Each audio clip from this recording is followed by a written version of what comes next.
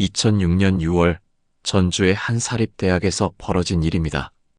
평범한 대학생이었던 한 여학생이 종강 모임 이후 홀연히 사라져버렸죠. 그날 밤 대체 무슨 일이 벌어진 걸까요?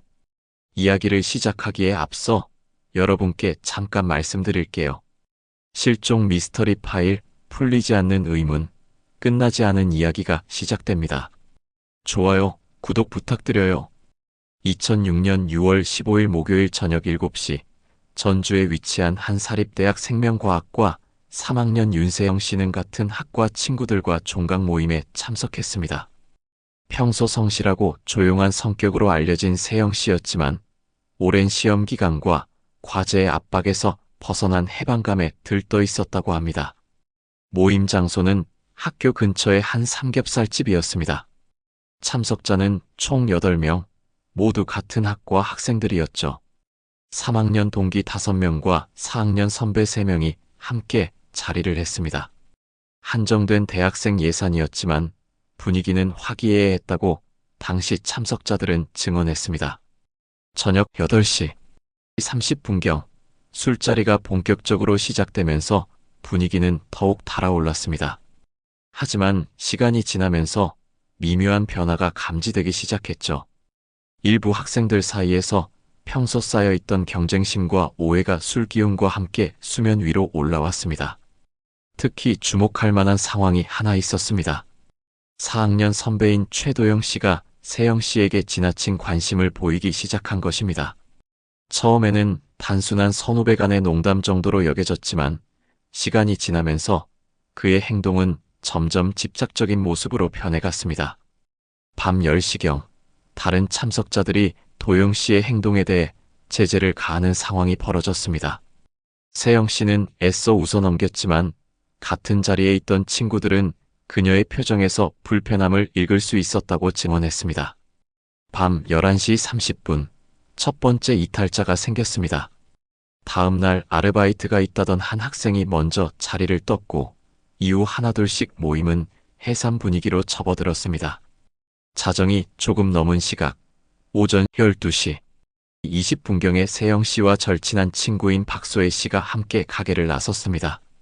두 사람은 평소에도 함께 다니던 사이였고 집 방향이 일부 겹치기 때문에 자연스럽게 동행하게 된 것이었죠. 오전 12시 45분경 세영 씨와 소희 씨는 시내 중심가에서 약 15분 거리에 있는 한 사거리에서 헤어졌습니다. 소희 씨의 증언에 따르면 세영 씨는 조심히 들어가 내일 전화할게라는 마지막 인사를 남겼다고 합니다. 당시 세영 씨의 모습은 평소와 다르지 않아 보였고 특별한 이상 징후는 없었다는 게 소희 씨의 기억입니다. 그런데 바로 이 순간부터 윤세영 씨의 행적이 완전히 끊어지게 됩니다. 오전 1시경 그녀의 휴대전화로 마지막 통화 기록이 남아있고 이후로는 어떤 흔적도 찾을 수 없게 된 것이죠. 다음 날인 6월 16일 금요일 오후 2시 세영 씨가 집에 돌아오지 않자 어머니 윤정순 씨는 이상함을 느끼기 시작했습니다. 평소 세영 씨는 아무리 늦어도 다음 날 오전에는 반드시 집에 들어오는 성격이었거든요. 오후 3시경 정순 씨는 딸의 휴대전화로 연락을 시도했지만 계속 꺼진 상태였습니다. 친구들에게도 연락을 돌렸지만 아무도 세영 씨를 본 사람이 없었죠. 불안감이 커진 정순 씨는 남편 윤기석 씨와 상의한 끝에 오후 6시경 경찰서에 실종 신고를 접수했습니다. 하지만 초기 경찰의 반응은 미온적이었습니다. 담당 형사는 대학생이 술자리 후에 친구 집이나 다른 곳에서 하루 정도 머물 수 있다며 24시간 더 기다려보자고 권했습니다. 당시만 해도 젊은 성인의 하루 이틀 연락 두절은 크게 심각한 문제로 받아들여지지 않았거든요. 6월 17일 토요일 여전히 세영 씨의 소식이 없자 가족들은 직접 수색에 나섰습니다. 정순 씨는 새벽부터 딸이 다녔던 학교와 아르바이트 장소, 친구들의 집을 하나하나 찾아다녔습니다. 기석 씨 역시 회사를 휴직하고 아내와 함께 전단지를 만들어 배포하기 시작했습니다. 이 과정에서 중요한 단서 하나가 나왔습니다. 종강 모임에 참석했던 친구들을 만나면서 최도영 씨의 부적절한 행동에 대한 증언들이 모이기 시작한 것입니다. 여러 목격자들이 일관되게 도영 선배가 세영이에게 지나치게 집착하는 모습을 보였다고 증언했습니다. 6월 18일 일요일 오전, 경찰은 본격적인 수사에 착수했습니다. 세영 씨가 마지막으로 목격된 사거리 주변의 CCTV를 확인했지만 당시만 해도 현재처럼 촘촘한 감시망이 구축되어 있지 않았습니다. 더욱이 새벽 시간대라 가로등도 어둡고 화질도 선명하지 않아 유의미한 정보를 얻기 어려웠죠. 수사가 진행되면서 중요한 제보가 하나 들어왔습니다. 6월 19일 월요일 개인 택시를 운전하는 김태호 씨가 경찰서를 찾아왔습니다. 그는 6월 16일 새벽 2시경 세영 씨와 비슷한 여성을 태운 기억이 있다고 증언했습니다. 김 씨의 증언에 따르면 당시 승객은 20대 초반으로 보이는 여성이었고 옆에는 30대로 추정되는 남성이 함께 있었다고 합니다. 여성은 몹시 불안해하는 표정이었고 남성은 술에 취한 듯 보였다는 것이 김 씨의 기억이었죠. 하지만 어디서 태웠고 어디까지 갔는지에 대한 구체적인 기억은 명확하지 않았습니다. 이 제보로 인해 수사는 새로운 국면을 맞게 되었습니다. 경찰은 최도영 씨를 포함해 당일 모임에 참석했던 남성들을 전부 조사하기 시작했습니다. 하지만 결정적인 증거는 나오지 않았고 모든 참석자들이 각자의 알리바이를 제시했습니다. 6월 20일 화요일 지역 언론에서 세영 씨 실종 사건을 처음 보도했습니다. 전주 대학생 실종. 가족들 애타는 수색 제목의 기사가 나가면서 시민들의 관심이 모아지기 시작했습니다. 제보 전화도 하나둘씩 걸려오기 시작했죠. 하지만 대부분의 제보는 확실한 정보라기보다는 추측에 가까웠습니다. 비슷한 여성을 봤다, 수상한 남성과 함께 있는 걸 봤다 등의 제보였지만 구체적인 시간과 장소가 맞지 않거나 확인 결과 다른 사람인 경우가 대부분이었습니다. 가족들의 반응은 절망적이었습니다. 특히 어머니 정순 씨는 내 딸이 어디서 무슨 일을 당하고 있는지 모르겠다며 밤잠을 이루지 못했습니다. 아버지 기석 씨 역시 평생 성실하게 살아온 딸이 하루아침에 사라질 리가 없다며 반드시 진실을 밝혀내겠다고 다짐했습니다. 한편 세영 씨의 친구들도 큰 충격에 빠졌습니다. 특히 마지막까지 함께 있었던 소희 씨는 그때 끝까지 함께 집까지 데려다 줬어야 했는데 라며 자책하는 모습을 보였습니다. 학과 분위기도 급격히 경직되었고 학생들 사이에서는 서로를 의심하는 분위기가 형성되기 시작했습니다. 6월 25일 일요일 수사에 중요한 전환점이 찾아왔습니다. 세영 씨가 실종된 지역에서 약 2km 떨어진 한 공원에서 그녀의 소지품으로 추정되는 물건이 발견된 것입니다. 산책하던 시민이 발견한 것은 작은 머리핀 하나와 여성용 액세서리였는데 가족들이 확인한 결과 세영 씨가 평소 사용하던 것으로 확인되었습니다. 이 발견으로 수사 범위는 크게 확대되었습니다. 공원 주변의 CCTV를 다시 분석하고 인근 상가와 주민들에 대한 전수조사가 시작되었죠. 하지만 소지품이 언제, 누구에 의해 그곳에 떨어뜨려진 것인지는 여전히 수수께끼였습니다. 더욱 흥미로운 것은 공원에서 발견된 또 다른 증거였습니다. 머리핀 근처에서 담배꽁초 하나가 발견되었는데 DNA 검사 결과 세영 씨의 것이 아닌 것으로 확인되었습니다. 경찰은 이 담배꽁초의 주인을 찾기 위해 관련자들의 DNA를 채취하기 시작했습니다. 6월 30일 금요일 수사에 새로운 변수가 생겼습니다. 세영 씨가 실종되기 며칠 전부터 누군가로부터 스토킹을 당하고 있었다는 증언이 나온 것입니다. 같은 학과 후배인 이민지 씨가 세영 선배가 최근 들어 누군가가 자신을 따라다니는 것 같다고 말했다고 증언한 것이죠. 민지 씨에 따르면 세영 씨는 6월 초부터 집 앞에서 수상한 남성을 본 적이 있다. 학교에서도 누군가 자신을 지켜보는 것 같다는 이야기를 했다고 합니다. 하지만 세영 씨 자신도 확실하지 않아 했고 구체적인 신고는 하지 않은 상태였다는 것이 민지 씨의 증언이었습니다. 이 새로운 정보로 인해 수사의 방향이 완전히 바뀌게 되었습니다. 단순한 우발적 사건이 아니라 계획적인 범행일 가능성이 제기된 것입니다. 경찰은 세영 씨 주변의 모든 인물들을 다시 조사하기 시작했고, 특히 그녀와 접촉했던 남성들에 대한 집중 조사에 들어갔습니다. 7월 5일 수요일 또 다른 중요한 단서가 나왔습니다. 세영 씨가 다니던 아르바이트 장소인 한 카페에서 일하던 직원이 최근 들어 세영 씨를 찾아오는 낯선 남성이 있었다고 증언한 것입니다. 카페 직원 박영애 씨는 30대 중반으로 보이는 남성이 세영 씨가 일하는 날에 맞춰 자주 카페를 찾아왔다고 말했습니다. 영애 씨의 증언에 따르면 그 남성은 커피를 주문하고 세영 씨가 일하는 모습을 계속 지켜봤다고 합니다. 세영 씨도 그 남성의 존재를 인지하고 있었고 불편해하는 기색이 역력했다는 것이 영애 씨의 기억이었죠. 하지만 그 남성의 신원이나 세영 씨와의 관계는 명확하지 않았습니다. 수사팀은 카페 주변의 CCTV를 다시 분석했지만 해당 인물을 특정하기는 어려웠습니다.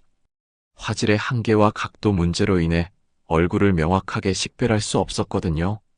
하지만 이 증언으로 인해 세영 씨가 실종 전부터 누군가의 계획적인 스토킹 대상이었을 가능성이 더욱 높아졌습니다. 한편 최도영 씨에 대한 조사도 계속 진행되었습니다. 그의 알리바이는 일부 구간에서 명확하지 않았고 성격상 집착적인 면이 있다는 주변 증언들이 계속 나왔습니다. 하지만 직접적인 증거는 없었고 법적으로 구속할 만한 근거도 부족한 상황이었습니다.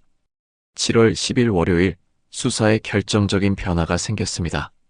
택시기사 김태호 씨가 추가 진술을 했는데 당시 태운 승객들의 대화 내용 중 일부를 기억해냈다는 것입니다. 김 씨에 따르면 여성이 집에 가고 싶다고 말했고 남성이 조금만 더라고 대답하는 대화를 들었다고 합니다. 또한 김 씨는 목적지가 시외각의 한 펜션 지역이었던 것으로 기억한다고 추가로 증언했습니다. 이 정보를 바탕으로 경찰은 해당 지역의 펜션들을 전수조사하기 시작했습니다. 하지만 당시는 성수기였고 많은 사람들이 드나들었기 때문에 구체적인 정보를 얻기는 어려웠습니다. 현재까지의 상황을 정리해보면 세영 씨의 실종은 단순한 사고가 아닌 계획적인 범행일 가능성이 높다는 것입니다. 실종 전부터의 스토킹 정황, 종각 모임에서의 불편한 상황, 그리고 택시 탑승 목격담까지 모든 것이 이를 뒷받침하고 있습니다. 하지만 결정적인 증거나 용의자의 특정은 여전히 이루어지지 않고 있는 상황입니다. 2006년 7월 15일 세영 씨가 실종된 지 한 달이 지나면서 사건은 점점 미궁 속으로 빠져들었습니다. 경찰의 수사도 뚜렷한 진전을 보이지 못했고 언론의 관심도 서서히 다른 사건들로 옮겨가기 시작했습니다. 하지만 세영 씨의 가족들은 포기하지 않았습니다. 어머니 정순 씨는 매일 새벽마다 딸이 실종된 지역을 돌아다니며 혹시나 하는 마음으로 딸의 흔적을 찾고 있었습니다. 세영아, 엄마가 여기 있어. 어디 있는지 알려줘라고 중얼거리며 거리를 헤매는 정순 씨의 모습은 많은 사람들의 가슴을 아프게 했습니다. 아버지 기석 씨는 좀 더 체계적으로 접근했습니다. 그는 사설 탐정을 고용하여 경찰 수사와는 별도로 독자적인 조사를 진행했습니다. 또한 전국의 비슷한 실종 사건들을 연구하며 혹시 연관성이 있는지 살펴보았습니다. 딸을 찾을 때까지는 절대 포기할 수 없다는 것이 그의 신념이었습니다. 8월 중순 사건에 새로운 전개가 있었습니다. 서울에서 활동하는 한 실종자 가족 모임에서 연락이 온 것입니다.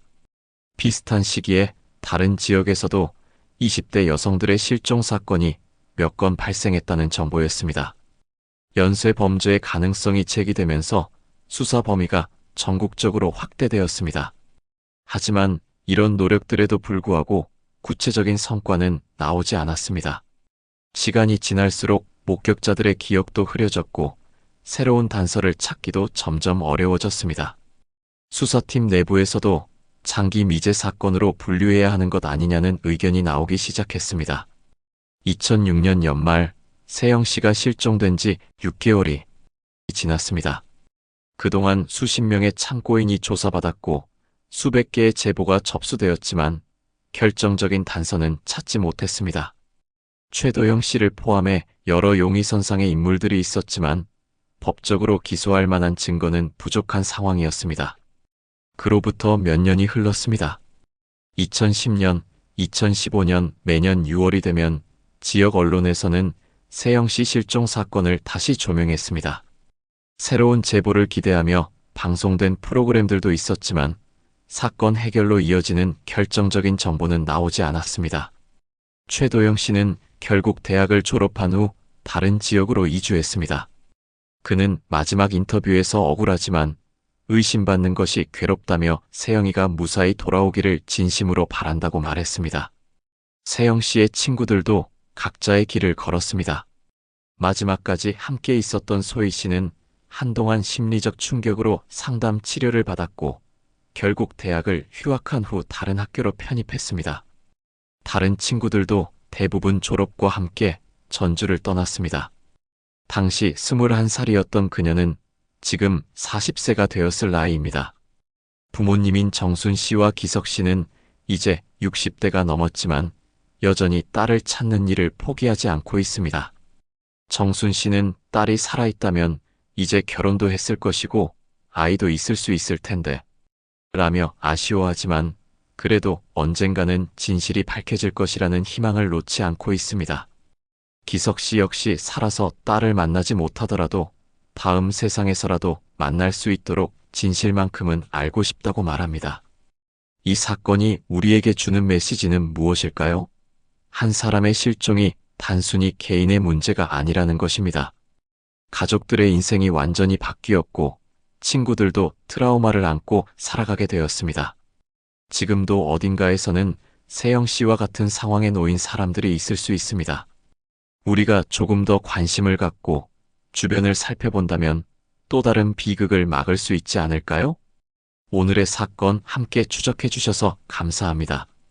실종 미스터리 파일과 함께 다음 사건도 추적하고 싶다면 좋아요, 구독 잊지 마세요.